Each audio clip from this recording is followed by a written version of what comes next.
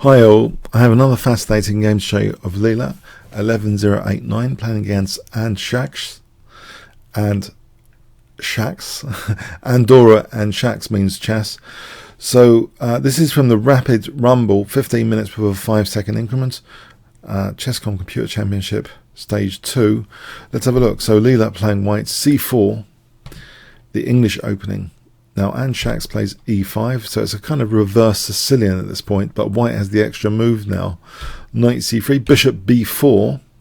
Now knight d5, this is a very nice line actually, avoiding structural damage. The bishop goes back to e7, and now hitting the e5 pawn. Black protects that, and now white challenges that pawn again with d4. We have e4, so black's getting, it seems, some space in the center here. If you look at white's position, it's a bit like a reverse French defense. This bishop is about to be locked in if white plays e3, and it looks very French-like in reverse now. f5. e3 as a pawn sack doesn't quite work even as a dislocation, because the knight takes e3, by the way. So much more sensible to protect the pawn. b4, so really aggressive play on the queen side, gaining a lot of space here and trying to solve the bishop problem, because it can be locked in. So it's trying to get a more aggressive diagonal, and even perhaps the a3 to f8 diagonal is in Leela's sights at this point, because that bishop is going to be taken, it seems. So this is going to be a bishop without a counterpart, and in fact after knight f6 we see that knight takes e7. So it becomes for a moment it's like a reverse French defense, which has the classic problem bishop, but B, how can this problem bishop be solved? So we have e3, stopping e3 from black, which is dangerous now. So we have that definitely a reverse French defense type structure.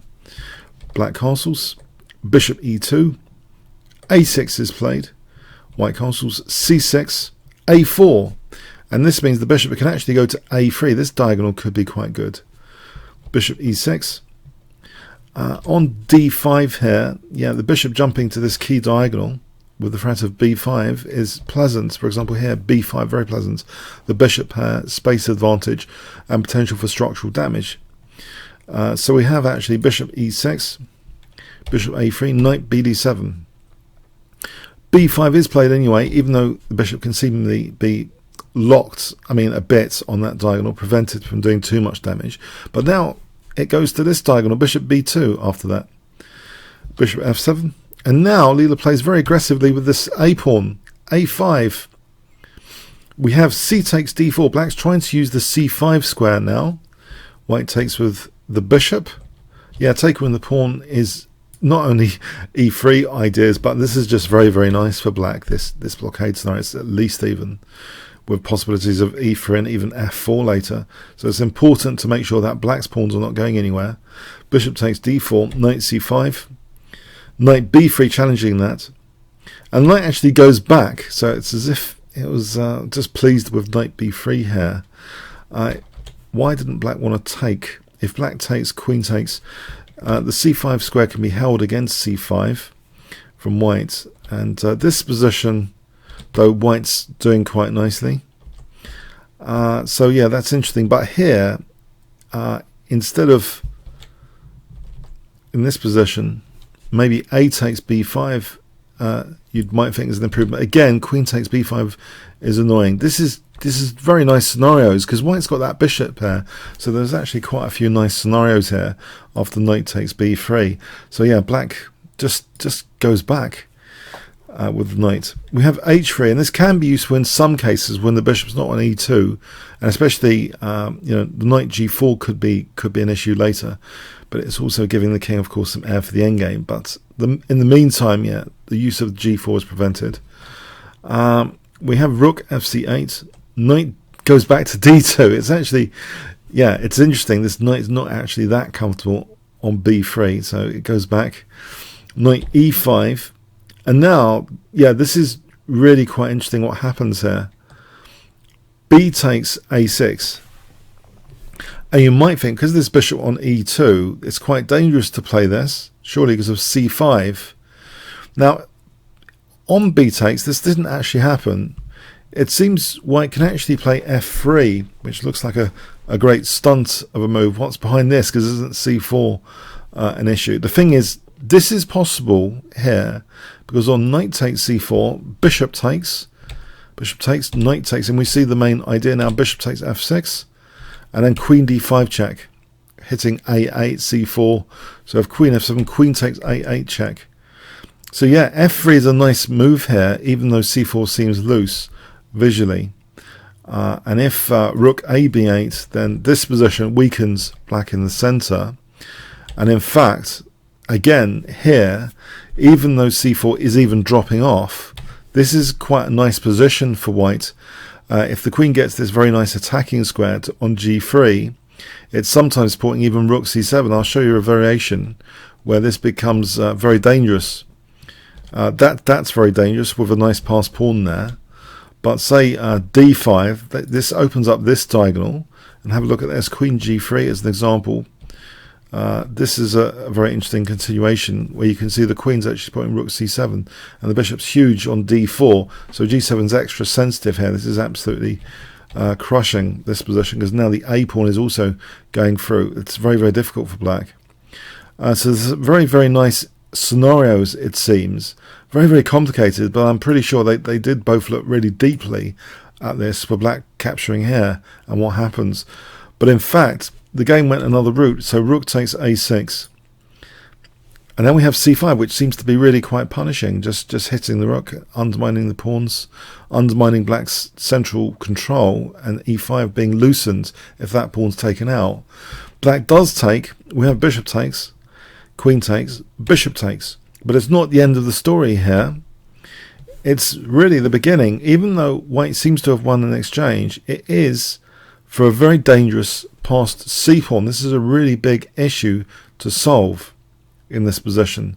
So white's only got only the exchange up, and black's got a pawn for that, and the pieces seem very well coordinated, and the queen in the centre is looking at a1. It just seems very dangerous. And in fact, Leela chooses a very surprising looking move here and sequence, you might think. It's about care for the a pawn now and being as dynamic as possible with that potential passed pawn. It's the most advanced pawn for white, and Leela treats this pawn with huge respect here, with great dynamic potential to sort of celebrate it. And I'll show you why. A natural move here, I'll give you an example. Let's say rook b1. Then c4 is already really dangerous. For example, queen c2, c3, and then the bishop comes in here, and then because black's got a very advanced pawn on e4, it actually makes things a lot worse. This is just horrible. Black's getting a very big advantage, huge, winning. This is a disaster scenario just on rook b1.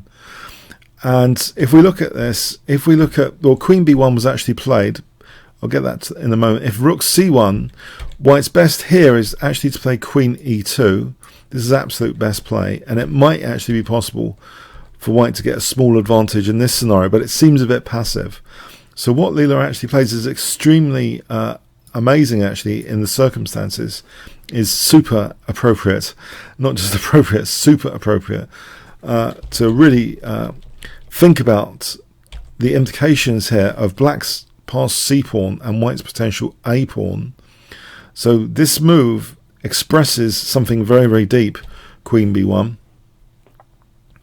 By the way, just one more show of this. I want to show you, instead of queen e2, if queen c2, then again we get just black's at least even here. White's just too passive. So okay, so we'll go back now to what was actually played, which is queen b1. Really clever. It's about this potential passed a-pawn. We have c4, very dangerous looking. Now on queen e7, the queen can go to b6 and take here, and then this is an interesting scenario where white's getting a nice advantage actually. So rook versus knight and bishop, but because of that passed a pawn, you see that it's good in this line. Yeah, that was check. So this is very nice for white here. So you can see there's quite a few things going on. On c4 here, let's see. So we have c4 in that position. So that was on queen e7. on rook b8, then that allows white to set up a nice blockade against the c pawn, or just take here. This is actually possible. That pin is not lethal, because here it backfires on the pin, backfires on black. After this, that's winning for white. So there's variations which are very, very important to kind of understand, because this is a very, very subtle game indeed. So black playing c4 here, not trying to kick the queen or anything, just c4 immediately. But now queen b7, so hitting that rook, and now rook d8 was played. On rook b8, it doesn't, white's going to take that pawn past pawn, thanks very much. And this position, there's actually knight c4 being supported with the queen on a6, and then knight b6, white's doing absolutely great. So queen b7, rook d8 hitting the knight. And here's the really clever thing. This knight is an unfortunate creature in this position, in this particular position, because if you look, if the knight steps back, what's left hanging? Yeah, the rook. And yeah, I mean, there's lines which this exposure on a1, that bang, rook takes d2, for example, and then queen takes a1. So what does white do about this? And this, there's that pawn perhaps to be taken, protecting a6. So there's all sorts of nasty things going on with that queen on e5 here. But Leela plays something really ingenious. She just takes on a6. So this is a very, very nice idea. Indeed. Rook takes d2, check, and we actually have queen e8 challenging the queen, and now queen takes f5. So it's an interesting imbalance. We're back to being Leela's actually a pawn up at the moment, 5 pawns versus 4 pawns, but rook versus knight and bishop. So what's stronger, the rook or the knight and bishop? Sometimes, in general, an outside pass pawn is worth a little bit more when you've got the rooks. So rook d5, queen f4, rook d8. We have a6. It's a really powerful distraction, if nothing else, this pawn. Knight d5, queen g3, knight c3. So this threatens actually immediately knight e2 check. The queen goes to c7, knight b5, queen c5, rook c8, queen b4. So there's pressure on black here now. There's a certain pressure. Now that knight is supported with bishop e8, queen e7, rook a8, queen b7. This looking a bit nasty. Rook d1, wanting a pair of rooks off. Black refuses, but now rook a5. Rook a7 is played here. This is a very tricky position for black. It's easy for black to go down the pan with this and then say rook a8. And there's things dropping off. So we have rook a7. On knight c7, again, it's easy for black to go down the pan with queen takes and then rook c5. And this just wins material for white after rook d6. Here, although that hits the rook, there's actually rook d8 here, and if black protects, then there's rook c8 trying to nudge the defender of e8, and if this happens, then white's just winning here. So we have rook a7, queen takes, bishop takes, check. So can the bishop and knight survive against the counterpart rook, basically? Well, here that c-pawn's taken off, so yeah, already some damage is being done. Black's hopes of potentially dangerous c-pawn gone now, and white is 2 pawns up now. If you look, 5 pawns against 3, 2 pawns up. Knight d6, rook b4, bishop c8. Now rook a4, knight e8. On rook takes a6, it's too tricky to do this because white takes and then forks 2 pieces there. So with a big advantage, winning that. So knight e8, 3 pawns up, 2 pawns up.